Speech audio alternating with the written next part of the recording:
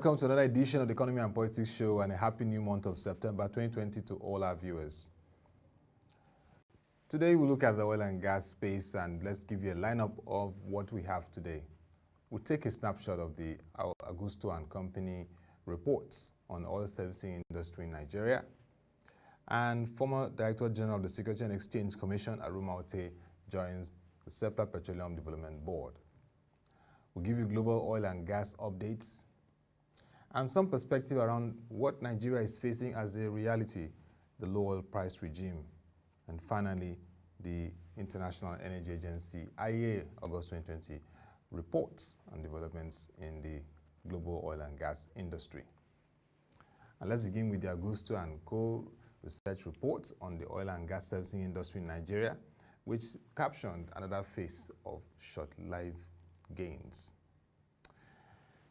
Augusto & Co. is the foremost rating agency and research company, and recently it released a 2020 oil and gas servicing industry report. According to the reports, the Nigerian oil and gas servicing industry is dominated by a few foreign servicing firms, which are estimated to be engaged on close to 60% of oil and gas projects in Nigeria.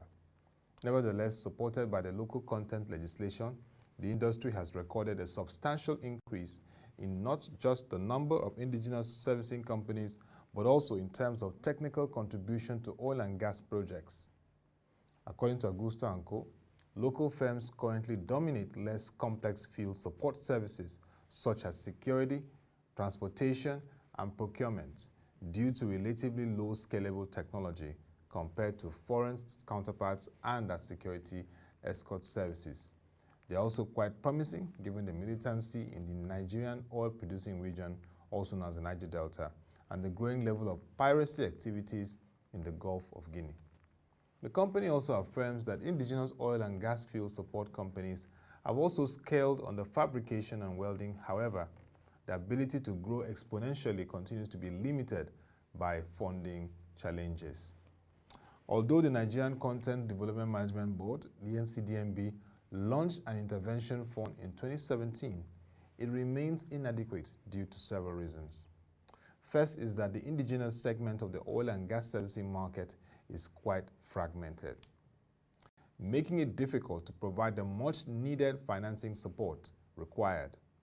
And secondly, the intervention facilities are largely targeted at financing oil field equipment fabrication and manufacturing, and thus leaving out key oil field professional services such as procurement. Following the recovery from the 2014 to 2016 oil market crash, hydrocarbon production in Nigeria became relatively stable, with several sanctioned oil field projects, particularly Total E&P, Egina ultra-deep offshore projects, during the short recovery of 2017 to 2019. Exploration and production operators adopted various alternative financing models as a solution to lingering joint venture cash call issues. This created some cash flow relief for oil field contractors who had payment terms elongated of up to a year or even more in some instances. The fate of offshore support servicing companies was not entirely positive during the recovery period.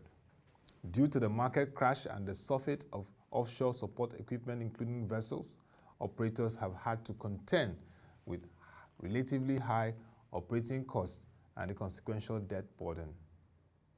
The data gathered by Augusto & Co. shows that there were close to 100 stacked offshore vessels in Nigeria as at the end of 2019.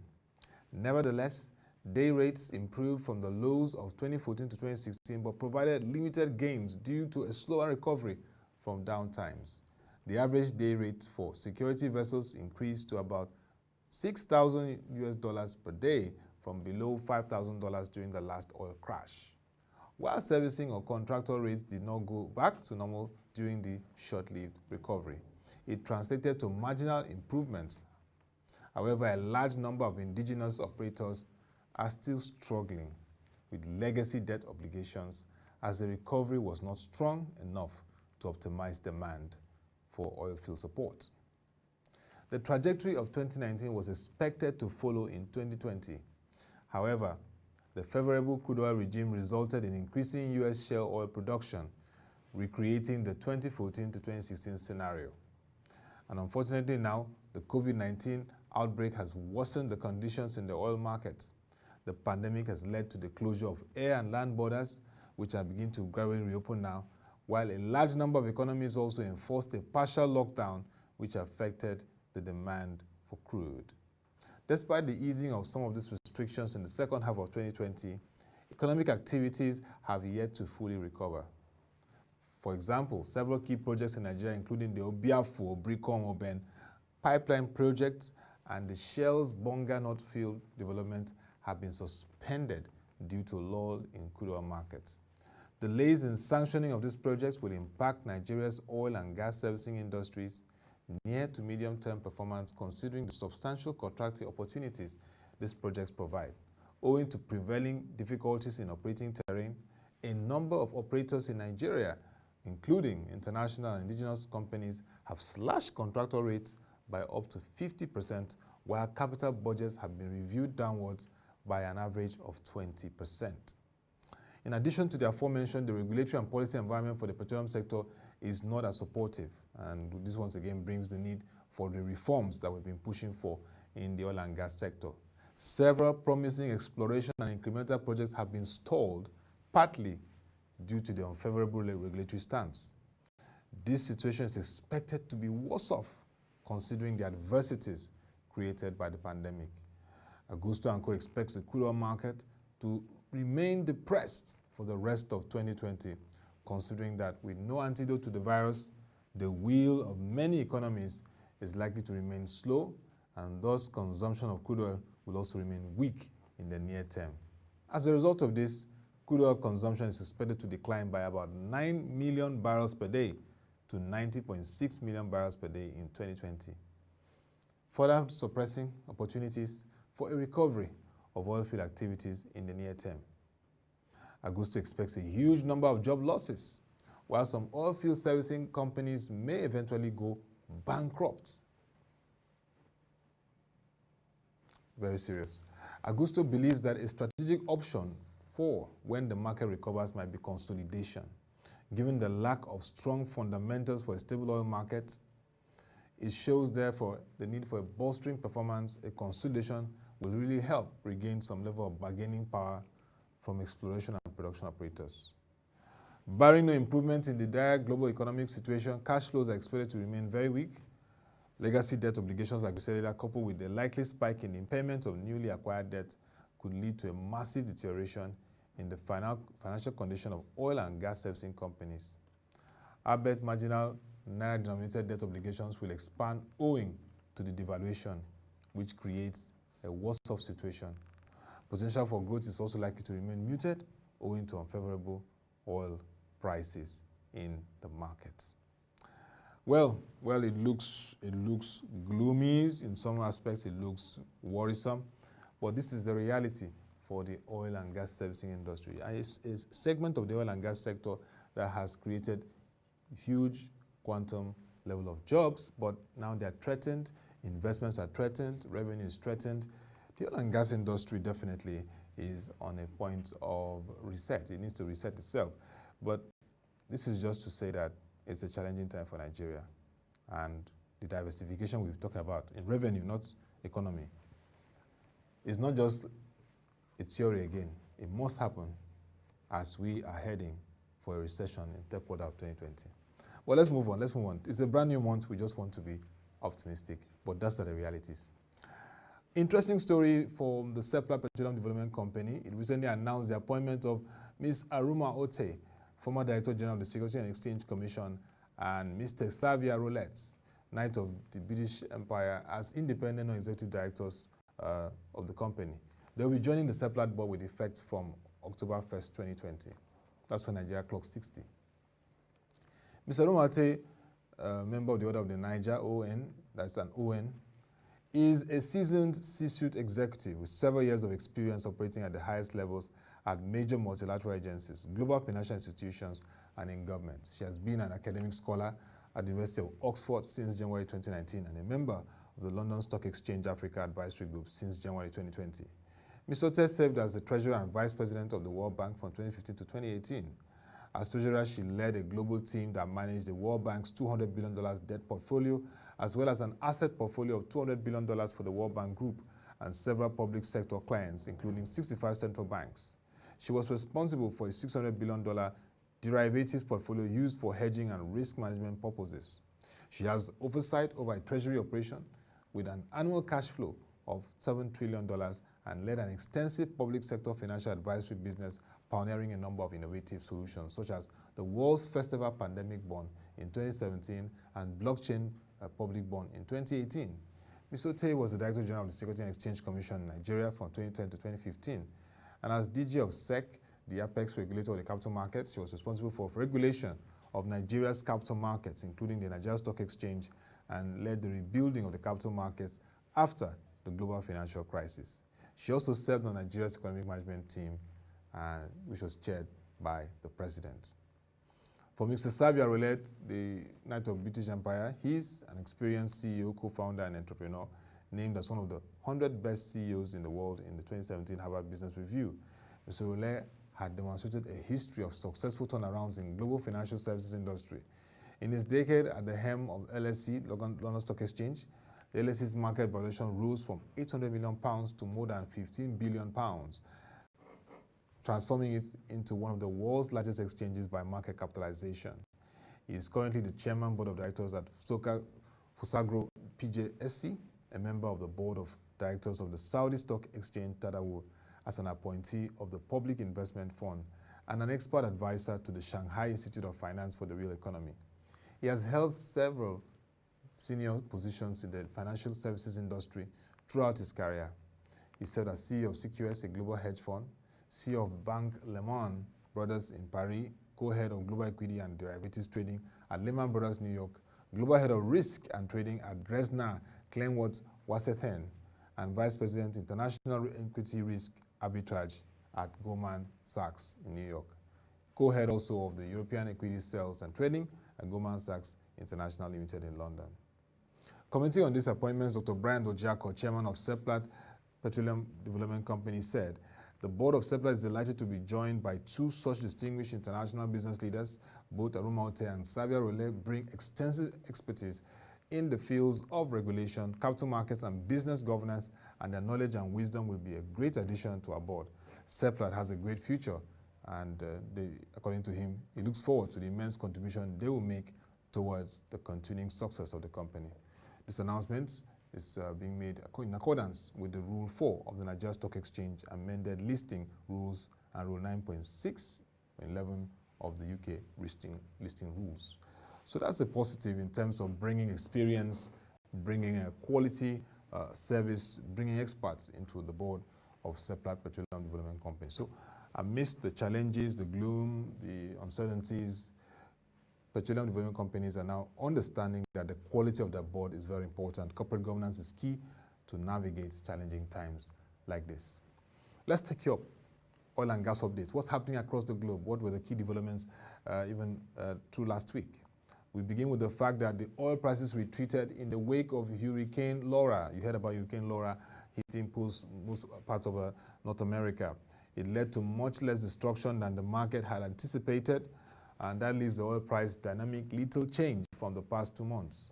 The West Texas Intermediate and Brent are stuck in familiar territory between $42 and $45 per barrel, respectively.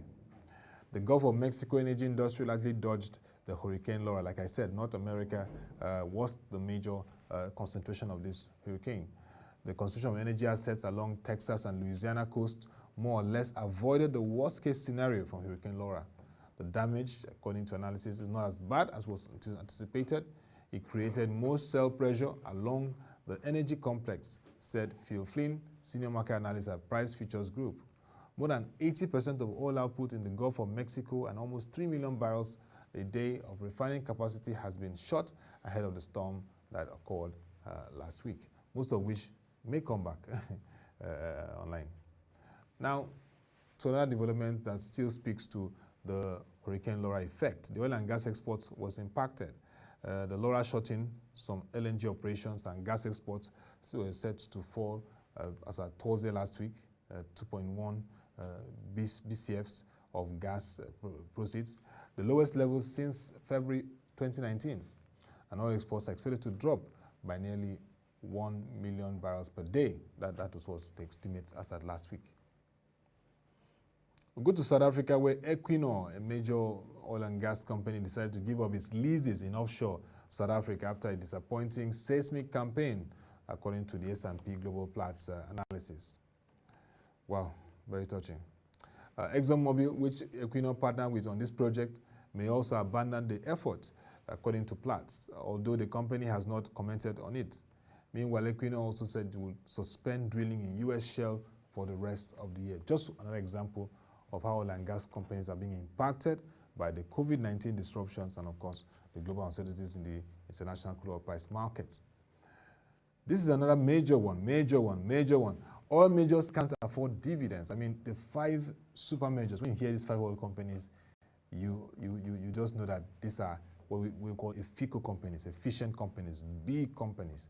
ExxonMobil, Royal Dutch Shell, British Petroleum, Chevron, and Total. At least 4 of these 5 operate in Nigeria and are major revenue drivers for the country. Collectively paid $16.9 billion more to shareholders than they generated from their core business operations, according to an IIEFA report. They plugged the gap through the asset sales and debt. ExxonMobil, for example, which is being removed from the Dow Jones Industrial Average, posted a negative free cash flow of $4.4 billion and paid out $8.1 billion to shareholders.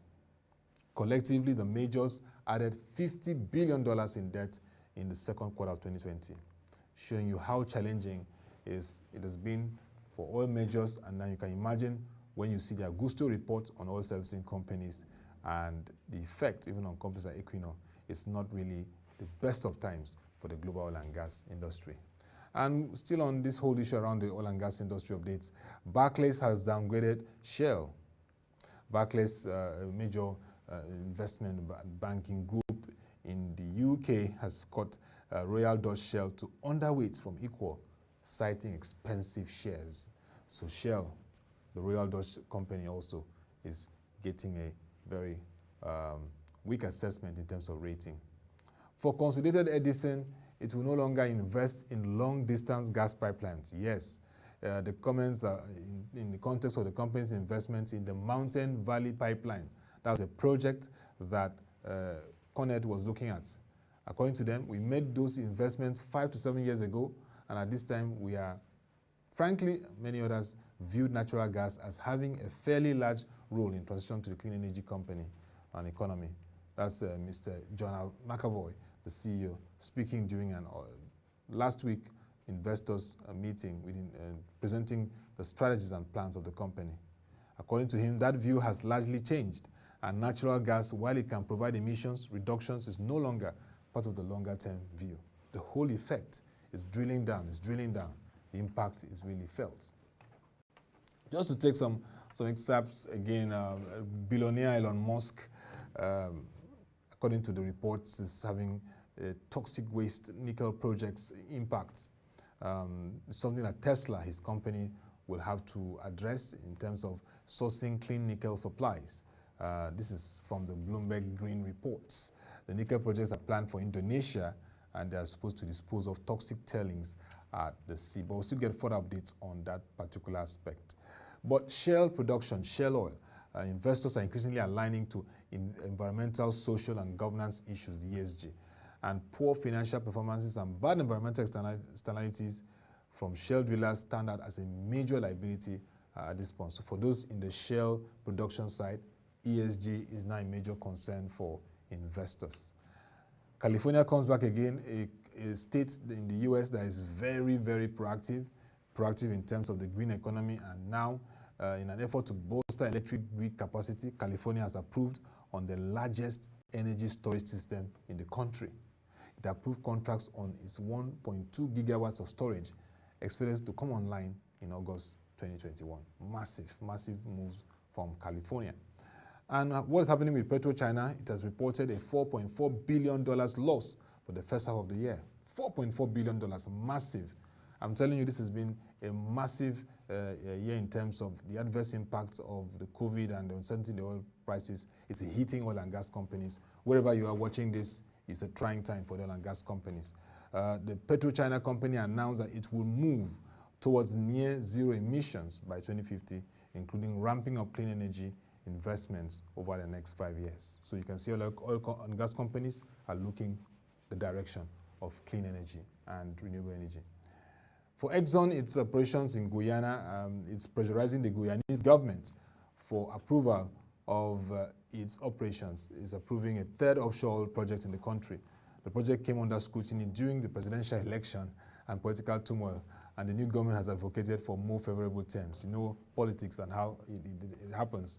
During political seasons, you have to understand the direction of the new government to ensure that your investments are safe. So I wish ExxonMobil all the best in Guyana. I hope that the government can discuss further on that. But we're seeing a trend. Low oil price regime is having its impact on oil-producing nations. And that is also for Nigeria. Nigeria is a major oil producer in the world, and this now has to face the reality of extended period of low oil prices. And Nigeria is preparing for it. The period of low oil price shows a challenge for the country. And even recently, the president of the country, Muhammadu Buhari, said it is a reality for Nigeria. We have to face it. This is part of the developments that Nigeria is facing at the moment. The low oil price regime also affects prospects of revenue, deepening its reserve, and also financing projects that will be of impact and transformation to the country. So that is the phase Nigeria is facing at this point, like other oil-producing countries. But the lesson, the takeaway, is that diversification of revenue should have been at the front burner. But now that we didn't do that, we have to take it on seriously. We have to take on real-time reforms, and this again brings to the fore the need for the petroleum industry bill that can even attract investments. Nigeria is also facing a challenge of low investments, low capital coming into the economy. So you understand how impactful that can be. Let's move on to some other developments that we have considering the oil and gas market. Let's look at the International Energy Agency. Developments that are happening in that space shows that there is need for us to really brace up for the operations that will happen. The global oil supply, according to International Energy Agency, rose by 2.5 million barrels per day to 90 million barrels per day in July, after Saudi Arabia ended its voluntary 1 million barrels per day cut. The United Arab Emirates exceeded its OPEC Plus target, and the U.S. production started to recover. While OPEC Plus cuts eased by nearly 2 million barrels per day this month, and other producers restored shut-in volume, compensation from earlier OPEC Plus overproduction could keep world supply steady in August. Global supply looks set to fall by 7.1 million barrels per day in 2020 and rise by 1.6 million barrels per day next year. Global oil demand is expected to be 91.9 million barrels per day in 2020, down 8.1 million barrels per day year-on-year. This report, according to IEA, reduces the 2020 forecast by 140 kilobytes per day. The first downgrade in several months, reflecting the stalling of mobility as the number of COVID-19 cases remain high. Currently now, it's huge and massive. And weakness in the aviation sector is also another factor. China's oil demand is recovering strongly, up 750 kilobytes per day year-on-year, and there's a revised downgrade for the 2021 global demand estimate by 240 kilobytes by day to 97.1 million barrels per day, mainly due to aviation sector weaknesses that we have seen so far. The global refinery intake is recovering, but the pace will lag behind the demand rebound as product inventory levels are very high currently. In July, crude runs are estimated at 3.7 million barrels per day, above the low point in May, with another 5.6 million barrels per day ramp up. And that's what we're expecting by end of 2020. IEA expects that in 2020, the runs will decline by 6.9 million barrels per day, but in 2021, they will rebound by only 4.5 million barrels per day. Runs in 2021, according to IEA, would be 2.7 million barrels per day, below the historical peak seen in 2018. For crude prices, it remained in a narrow of $3 per barrel range in July, averaging $40.77 per barrel for the NYMEX West Texas Intermediate and $43 $22 per barrel for the ICE Brent. The forward price curve contango deepened again in July after flattening in June as forward prices, anticipating a tighter market, rose faster than prompt prices. Middle distillates and naphtha cracks made modest gains. Freight rates fell to levels not seen in months or even years. That is really an interesting insight from the IEA. So it's a new month of September, and what are those things that we'll really be looking out for in the international oil and gas industry and, of course, Nigeria? Well, we'll still continue to see challenging periods for oil and gas companies, commitments to their investments. We're already seeing that. Equinor, ExxonMobil, Schlumberger, various other oil and gas companies, oil and gas majors are beginning to rethink and review their investments across the globe. So challenge of investments will still be faced by oil and gas companies. We also face a challenge of jobs, and you can see like a country like Nigeria, unemployment has risen to 27.1%. So the oil and gas sector, which we would see as the golden geese, the one that lays the eggs, is now being challenged, and so we may see more job losses in that sector, including the oil and gas servicing space, which according to Agusto report has shown a lot of inactivity in some of the aspects. So apart from low investments, we're going to see a trend of job losses, which will be challenging for the economy. And note that the oil sector has always been a big driver in the economy, and the last quarter, the second quarter of 2020, showed that the oil and gas sector, the oil sector itself, contracted by -6.6%. That shows you that the contraction is going to further aggravate the challenges in the oil and gas sector, and we are heading for a recession. And that recession will really have a huge impact on investments. Also, we also see a big challenge in the area of debt and cash calls for companies. So we may see several servicing companies go bankrupt. We may see several major oil companies cutting down majorly on their, apart from their investments, their expenditure, even we may see salary cuts and other measures to sustain their operations. Shareholders have got some value from majors, but we'll have to be very watchful this period to see how their companies sustain and create more value. Also, that again will be another challenge to watch. And in Nigeria, it is an opportunity for the National Assembly and the presidency to work together to carry out those lasting reforms that can help our economy still assess some level of investments in the oil and gas sector. And the Petroleum Industry Bill is one opportunity to really reposition ourselves. And this is a big call to the National Assembly, led by this chairman and Senate President Senator Ahmed Lawan, that their commitments to the Petroleum Industry Bill should match action, and steps should be taken to quickly look at it and pass it, and hopefully Mr. President, His Excellency President Muhammadu Buhari, would sign it into law. Apart from being President of Nigeria, the President is also the substantive Minister of Petroleum. And if there's any time for Nigeria to be innovative, to be bullish, to be proactive, and to be strategic about this oil and gas industry, it is now. We need to also use this industry to diversify revenue. Non-oil sector also contracted for the first time since third quarter of 2017. We need to really drive the oil and gas industry to diversify revenue and boost other sectors like agri, the solid minerals, and various other sectors that provide immense opportunities for driving our economy and productivity. Even the digital economy, that's the Information Commission on Technology space. So this is a trying time for the global oil and gas industries. Oil producing countries are facing sustainability crisis. Some of them already posted contractions. So it is a call to the leaders to embrace real-time reforms, to embrace governance and transparency, particularly to our state oil companies like the Nigerian National Petroleum Corporation.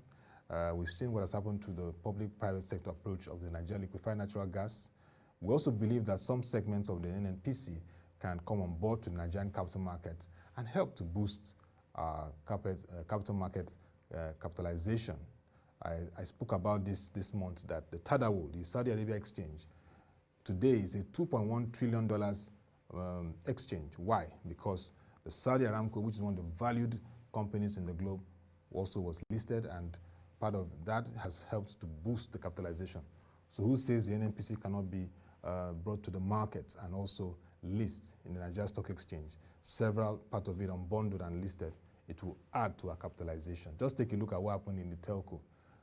Airtel Africa and MTN, both are listed, and look at how they are driving the activities of the market. So we expect to see more governance, transparency, and very proactive and innovative reforms that can move our oil and gas sector forward amidst these challenging times we face in the industry. And that will be all for today's edition of the Economy and Politics Show. This month, September, promises to be interesting as we discuss around critical issues, policy, investment, politics, as they affect the economy and populace. Visit our website, www.proshareng.com, to watch, read our news stories, watch our videos and our reports and analysis.